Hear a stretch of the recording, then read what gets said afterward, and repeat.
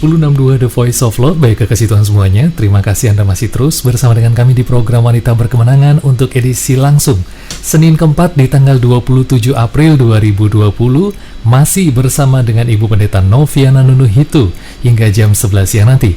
Tentu saja juga masih ada kesempatan, ada waktu kami berikan untuk kekasih Tuhan yang di siang hari ini mungkin sambil menikmati work from home ataupun yang juga di rumah atau yang mungkin di jalan, ya kan, atau di mana saja Anda ingin bertanya, Anda ingin bercerita tentang bagaimana harus menghadapi situasi yang tidak pasti, situasi yang saat ini penuh dengan gejolak dan semua merasakan hal yang sama. Nah, Anda boleh bergabung di jalur telepon 5046000 ataupun SMS dan WhatsApp di 0813-330-60000. Ini sudah ada yang bergabung, Ibu Pendeta Noviana Nunuhitu, datangnya dari Ibu Lisa di Jombang. Shalom, Bu. Shalom Ibu Lisa. Iya, ini Bu Lisa menanyakan hal cinta mula-mula yang pernah kita alami itu bisa menguatkan dalam sikon dan kondisi sekarang ini kah? Terima kasih, God bless you untuk semuanya. Iya, saya merasa bahwa cinta kita mula-mula kepada Tuhan ini akan menolong menguatkan kita dalam situasi seperti ini. Kenapa? Karena yang pertama adalah cinta kita yang mula-mula kepada Tuhan akan membawa kita untuk mencari Tuhan terus, berdoa. Dan memang dalam situasi seperti ini yang menjadi kekuatan kita hanya satu, yaitu doa. Yaitu doa. Doa akan menguatkan kita. Saya secara pribadi merasa bahwa pada waktu ada di hadirat Tuhan selalu ada kekuatan. Jadi pada waktu kita datang kepada Tuhan, mungkin kita datang dengan keletihan, kita datang dengan beban yang berat, tetapi pada waktu kita ada di dalam hadirat Tuhan, ada kekuatan yang Tuhan anugerahkan kepada kita. Sehingga kenapa saya bilang cinta yang mula-mula ini akan menolong kita? Karena sekarang kan kita nih beribadah dari rumah. Betul. Jadi tidak ada kondisi. Jadi kalau seumpama kita di gereja ya Mas Yosua, ini kalau di gereja itu kan ada kondisi. Ada pemimpin pujian yang akan mengarahkan kita, ada worship leader, kemudian ada musik, ada suasana seperti atmosfer lah, atmosfer yang mendorong kita, mungkin dalam tanda petik memaksa kita gitu ya, mengendalikan, membawa kita kepada suasana itu ya. Tetapi kalau di rumah ini kan berbeda, sehingga kita kan harus melihat bagaimana cara supaya kita bisa menikmati hadirat Allah. Yang bagi saya secara pribadi ya, yang pertama adalah pengalaman pertama kali kita bersama jatuh cinta dengan Tuhan itu akan menolong kita. Ini mungkin ya, saya ambil contoh dari kehidupan sehari-hari. Kadang-kadang saya katakan tadi gini, kadang-kadang cinta kita kepada suami itu bisa berkurang, ya, bahkan bisa dingin loh, ya, karena saya katakan tadi berangsur-angsur ya, itu ada masalah, ada persoalan, ada segala sesuatu, akhirnya bisa berangsur-angsur berkurang, akhirnya bisa jadi dingin. Nah, untuk kita bisa kembali mencintai dia, ini kan kita harus melakukan sesuatu. Caranya bagaimana? Ingat bahwa wanita ini kan, hati ini kan nggak bisa dibohongin gitu. Hati ini kan nggak bisa dibohongin. Oleh karena itu kita kan mulai dari hati. Caranya bagaimana? Kita harus mengingat kembali bagaimana kita jatuh cinta dengan dia. Ini akan menolong kita. Nah, gambaran ini yang saya coba membawa kita untuk ada di dalam Tuhan gitu. Jadi kita mengingat cinta kita mula-mula, ada kerinduan yang dalam untuk bersekutu dengan Tuhan. Ingat baik-baik, pada waktu kita jatuh cinta pertama kali dengan Tuhan, nggak ada ibadah pun juga kita selalu puji Tuhan gitu, ya. Kita selalu ingin baca firman gitu.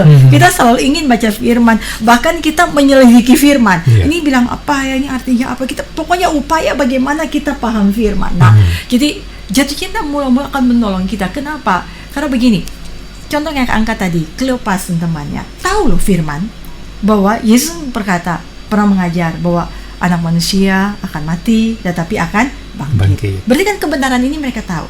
Tapi kenapa di dalam situasi ini mereka nggak paham kebenaran itu? Atau kebenaran itu seolah-olah tidak berbicara kepada mereka. Karena ingat baik-baik, yang pertama saya katakan tadi, ada sesuatu yang menutupi mereka, mata mereka untuk bisa melihat Tuhan. Dan memang situasi keadaan yang kita alami yang sulit, yang berat, itu bisa menghalangi kita untuk bisa melihat Tuhan ya di dalam hidup. Makanya tadi saya katakan di awal itu seperti Maria dan teman-temannya, wanita-wanita yang lain, mereka pergi pagi-pagi ke kuburan. di mana murid-murid yang lain? Mereka kan ada dalam kegalauan. Makanya saya bilang bersyukur loh jadi wanita kita ini ada apa ya? Ada kekuatan, ada kemampuan yang lebih yang Tuhan anugerahkan kepada kita, sehingga mungkin orang lain, maaf, pria sedang galau, tidak dapat melakukan segala sesuatu, ya, kita dapat melakukan segala sesuatu. Bayangkan wanita-wanita ada dalam persoalan yang sama juga dengan murid-murid yang lain, tetapi mereka bangkit loh, mereka pergi ke kubur gitu. Dan saya rasa satu yang menggerakkan mereka itu rasa cinta mereka kepada Tuhan. Ya, rasa cinta mereka pada, walaupun saat itu mereka pergi, mereka tuh nggak tahu loh bahwa Yesus sudah bangkit gitu. Nah, ini dia, rasa cinta kepada Tuhan akan menolong kita akan bisa berjumpa dengan Tuhan. Buktinya apa? Pada waktu mereka sampai di kubur, mereka lihat kubur itu kosong, kemudian ada malaikat Tuhan yang bicara kepada mereka, dan mereka mengalami yang saya katakan perjumpaan kembali dengan Tuhan. Jadi rasa cinta ini akan mendorong kita untuk mencari Tuhan, untuk berjumpa dengan Tuhan. Dan pada waktu kita berjumpa dengan Tuhan, saya percaya kita pasti berjumpa dengan kuasa Tuhan. Ya, berjumpa dengan Tuhan pasti bisa berjumpa dengan kuasa. Kalau kita berjumpa dengan kuasa, pasti ada pertolongan, pasti ada mujizat, pasti ada jalan keluar, pasti ada mujizat ini atau jalan keluar ini. Jangan kita bicara langsung seperti ada orang datang bawa sembako gitu loh ya, atau ada orang datang ngasih duit gitu. Gitu. Tapi saya mau bilang gini, berkat Tuhan tuh ada dua loh Mas Yusuf, yang saya pelajari dari dalam hidup ini. Yang pertama adalah Tuhan bisa memberkati kita tuh langsung, seperti ada orang langsung datang dan ngasih kita sesuatu, sesuai dengan apa yang kita butuhkan. Tetapi yang kedua, Tuhan juga memberkati kita melalui hikmat untuk kita melakukan sesuatu, seperti itu. Jadi saya percaya bahwa Tuhan akan memberikan kita mungkin tidak langsung dari orang, tapi Tuhan bisa kasih kita hikmat untuk melakukan sesuatu. Dan pada waktu kita mencobanya, kita dapat melihat bagaimana Tuhan menolong. Mungkin sedikit cerita berbagi sedikit cerita. Iya, boleh. Masih sudah tahu bahwa saya pada waktu suami meminta saya untuk lebih banyak di rumah dan melayani full time di gereja. Saya punya pekerjaan sebelumnya, dan memang wanita ini kadang-kadang multitasking ya, jadi nggak bisa diam gitu. Jadi kalau di rumah masih ada waktu lagi, kira-kira apa yang harus saya kerjakan. Kemudian saya kembali kepada hobi lama ya, suka desain. Kemudian saya mulai menjalankan usaha, yaitu melalui rumah, jadi tidak bekerja di kantor di mana, tapi keluar dari rumah ya, hanya di dalam rumah ya, melalui media ya, di media sosial ya, dengan handphone atau dengan laptop. Kemudian saya mulai menjual tenunan, mendesain baju, dan itu jalan bagus. Wah, puji Tuhan ya. Itu sangat menolong, sangat menolong, bahkan itu bisa menggantikan income yang saya dapat dari bekerja di luar di kantor dengan di rumah. Bahkan ada waktu-waktu tertentu itu bisa over, bisa lebih dari apa yang harus saya bekerja di luar begitu. Tetapi situasi seperti ini sekarang ini, pelanggan-pelanggan saya itu rata-rata adalah orang-orang yang tampil di depan, di umum ya. Contohnya mereka orang-orang yang ada di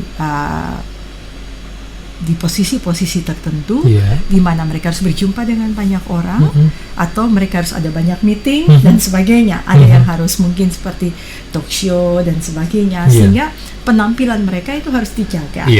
Jadi mereka ingin mengangkat satu wastra Nusantara, kedua memang desain khusus itu tidak ada yang sama dibanding dengan merek yang mahal seperti itu. Jadi custom size. Nah, dengan bekerja dari rumah, mereka pun tidak perlu dengan penampilan. Ya, tapi kan kalau live streaming kan? Ya, kalau live streaming, tetapi mereka tidak perlu terlalu untuk menggunakan sesuatu yang baru untuk itu. Jadi dengan live streaming kan mungkin hanya muncul seperti ini, seperti ini, tidak secara keseluruhan, sehingga mereka mungkin memakai yang lama, dipadu-padankan juga bisa. Tapi kan kalau untuk berjumpa setiap hari dalam meeting tuh orang melihat seluruh begitu. Nah, ini kan akhirnya mengurangi omset. Ada yang biasanya setiap minggu saya harus buatkan satu baju secara rutin ya. Ada yang sebulan 2 kali rutin, ada yang sebulan sekali rutin. Ini kan harus berhenti. Ya, alasannya dengan pandemi yang sedang terjadi membuat kebijakan-kebijakan yang berubah gitu. Betul. Kemudian juga kain tenun yang saya jual, saya selling, menolong pengrajin-pengrajin di daerah sehingga bisa mengangkat income mereka.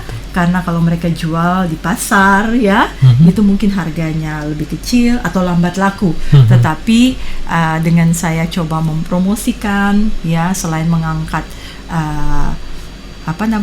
wastra ya, Pastra Nusantara dicintai oleh orang Indonesia, juga mengangkat income mereka, mengangkat penghasilan mereka, sehingga menolong mereka bisa menenun dengan cepat, mendapatkan income yang berlipat dibanding kalau di 1-3 bulan satu tenunan, dan itu dijual mungkin berapa lama baru bisa laku, sebulan atau mungkin sebulan setengah baru bisa laku. Jadi dengan saya menolong mempromosikan, lebih cepat laku, karena mereka contohnya berjualan di kampung itu atau di pasar itu semua orang menenun, semua orang punya. Paling kalau ada orang datang berkunjung ke desa turis atau gitu ya, mencari, itu baru mereka bisa laku. Jadi ini kan menolong mereka. Betul. Jadi memang untuk membangun mereka juga nggak gampang. Bagaimana mengenata mereka cara foto menggunakan handphone yang dengan standar tertentu gitu. Nah, puji Tuhan itu berjalan baik. Tetapi dengan ada keadaan sekarang, kebijakan yang berlaku, ada tempat-tempat wisata yang harus di-lock, ditutup. Betul. Dan itu bukan berlaku baru sekarang, sudah berlaku dari sebulan yang lalu. Ya, sudah ditutup kan. Dan galeri-galeri juga harus ditutup. Nah, ini mereka inilah yang dimana menerima supply dari saya. Otomatis kan dari situ sudah tertutup sebulan. Sebulan. Dan kemudian terdampak semua ya. Iya. Bagaimana saya harus bisa mengisi kekurangan income dari income yang sudah ada. Kan gini, semuanya sudah berjalan dengan budgeting ya. Jadi kita kan punya budgeting rumah tangga, income sekian, pengeluaran sekian. Sekarang pengeluaran ini tetap, bahkan saya mau bilang bisa bertambah, karena anak-anak di rumah AC akan berjalan, makan terus, ya karena sedikit lapar, sedikit itu lapar, online atau offline? Makanannya kebanyakan pesan online atau saya belanja di luar? Harus masak ya? Ya makanya saya bilang, nih ibu-ibu akhirnya jadi kreatif gitu ya. Bersyukur dengan keadaan sekarang, kita masih bisa bersyukur loh, karena ada teknologi, ada Google yang akan menolong kita untuk membuat kita jadi kreatif kan gitu. Ada tutorialnya ya, jadi ada cara-cara yang sudah di YouTube kan, dengan sangat mudah gitu. Jadi kita bisa membuat makanan sehat, murah ya, tapi bergizi, menarik ya. Ini segala sesuatu bisa komplit ada di situ. Nah, ini tapi kan mau tidak mau ini kan pasti akan bertambah. Contohnya gini, mudah, murah, menarik, ya. Tetapi kan kita akan nggak lihat ada gas yang harus keluar lebih, kemudian ada sabun cuci piring yang akan lebih lah. Ya kan kita harus lihat dari sisi itu. Dan otomatis kan ada peningkatan, penurunan di satu sisi, tapi ada peningkatan di sisi lain, yang dimana pengeluaran itu kalau kita totally itu akan ada peningkatan pasti. Ya. Contoh yang paling terasa itu kan dari listrik ya, itu seperti itu. Mungkin ada bantuan pemerintah, tapi kan itu kan untuk tertentu Bu, golongan dalam voltase tertentu ya. Benar. Tapi kan kalau yang tidak kan mau bagaimana? Ya kan harganya kan juga kalau terjadi peningkatan, maka off-roadingnya itu kan lebih tinggi. Seperti off-roadingnya itu kan lebih tinggi. Nah, bagaimana kita dengan income yang berkurang kemudian mencukupi kebutuhan yang bertambah, pengeluaran yang bertambah. Nah, pada waktu keadaan ini, satu hal kita nggak bisa kalau nggak ada di hadirat Tuhan. Nah, jujur loh, dalam situasi ini kita panik, kita pusing, kita galau hatinya, pikiran ini berputar, dan kita mulai berupaya dengan segala macam, dan akhirnya nggak ada jalan lain selain kita ada di hadirat Tuhan. Jujur loh, saya mencoba dengan banyak strategi, saya akan gagal, nggak bisa gitu ya. Jadi selain dari kita datang kepada Tuhan, minta hikmat kepada Tuhan. Jadi memang betul kita lakukan, tapi Tuhan yang akan kasih kita hikmat. Kemudian saya berdoa, Tuhan kira-kira apa yang harus saya lakukan gitu, apa yang harus saya lakukan. Dan seperti ya Tuhan boleh bicara perca-perca, kayangan perca dan sebagainya. Kemudian saya mulai mencoba, kemudian saya mulai melihat kenapa ini saya nggak coba, dan kemudian saya mulai coba bikin masker. Dan akhirnya kan benar. Kita lihat sekarang masker ini bukan bicara mengenai pelindung kita, APD ya, pelindung diri. Tapi menjadi sesuatu yang fashionable sekarang. Gitu. Modis ya. Jadi buat masker dari tenunan. Kemudian saya juga coba untuk ada teman, kemudian dia juga perlu sharing gimana pun. Saya bilang, gimana kalau lu punya kain-kain konveksi kan ya, kain kaos, kita bikin masker. Dan luar biasa loh, Tuhan akhirnya bisa memakai ini, begitu memakai ini. Dan saya kan kirim ke daerah-daerah, kita jual dengan harga yang murah. Jadi saya bilang pada teman saya, untuk sekarang yang penting kita cash flow tetap jalan gitu. Intinya cash flow tetap jalan, kita nggak usah pikir untung dulu, yang penting cash flow bisa jalan. Kemudian kedua, bisa nutupin operasional kan gitu, bisa nutupin operasional, kamu bisa bayar pegawai gitu loh, ya, dan sebagainya. Dan kita jual murah. Dan saya coba menghubungi teman-teman di daerah-daerah wisata, ya, mereka bilang, ayo banting stereo gitu ya. Kemudian puji Tuhan loh, coba kamu, saya mulai bilang pada dia, coba ya, lu ada di daerah ini, cobalah koordinasi dengan desa, koordinasi dengan ini, kamu coba untuk menjadikan penyedia untuk mereka, mensuplai untuk mereka. Jadi mereka tak kesulitan untuk mencari, kamu mensuplai mereka, aku yang akan suplai kamu dari sini, begitu. Dan puji Tuhan itu berjalan. Puji Tuhan ya. Berapa banyak ribu saya kirimkan. Sekali ngirim, karena saya buka open order itu 500 piece ke atas. Jadi di bawah 500 saya nggak layani. Jadi orang minta 500, sudah layani ini yang dekat di sini nih, lu ambil sama dia gitu. Jadi itu menolong. Jadi saya membangun satu sistem di mana saya juga menolong mereka seperti itu. Jadi saya tidak mengambil semua untuk saya, enggak, tapi saya menolong mereka. Jadi mereka juga merasa seperti kita saling menolong satu dengan yang lain. Dan itu berjalan. Nah, jujur menghadapi surat edaran yang baru ini akan mengalami kesulitan karena kesulitan lagi. Jadi seperti saya merasa baru lega nih, keluar tertolong nih, ya, aturan lagi tidak ada penerbangan. Iya, betul. Dan ini membuat semua harus terhenti. Iya, betul. Dan kalau saya lihat daftar yang di close, itu adalah daerah-daerah di mana yang memang saya sedang mengirimkan. Seperti itu. Kemudian saya berdoa, Tuhan tolong saya, kasih saya hikmat, kira-kira apa yang harus saya lakukan. Dan Tuhan bicara pada saya untuk, ya cobalah melakukan sesuatu yang dimana kamu coba melihat dari apa yang sedang terjadi. Kemudian saya melihat ibu-ibu sekarang work from home, kreatif, mengelola makanan di rumah, yang mungkin ada di antara mereka perlu alat-alat masak. Betul. Dan akhirnya sekarang saya mulai meninggalkan masker. Masker, kan masih bisa layani untuk daerah-daerah yang masih bisa dijangkau. Masih bisa dijangkau, ya. Tetapi bagi daerah-daerah yang tidak bisa dijangkau, udah nggak bisa, ya kan? Nah, bagaimana saya harus bisa lagi seperti ini tadi? Pengeluaran terus bertambah nih, nggak akan berkurang, ya. Mau dihemat bagaimanapun juga nggak, ya. Minimum tetap, ya. Sedangkan penghasilan kita menurun, karena ada berkurang. Terjadi, saya katakan tadi seperti udah lega, harus di portal lagi nih sekarang. Nah, bagaimana caranya? Seperti itu. Jadi kemudian saya ingat, ya dulu saya punya kenalan sih, dia biasa punya channel untuk barang-barang sisa ekspor, ya. Kemudian saya coba kontak, ada barang ini kira-kira ini gitu loh. Dan kemudian saya nemu barang-barang yang kira-kira cocok untuk masa-masa seperti ini. Contohnya seperti ada untuk bikin alat, dia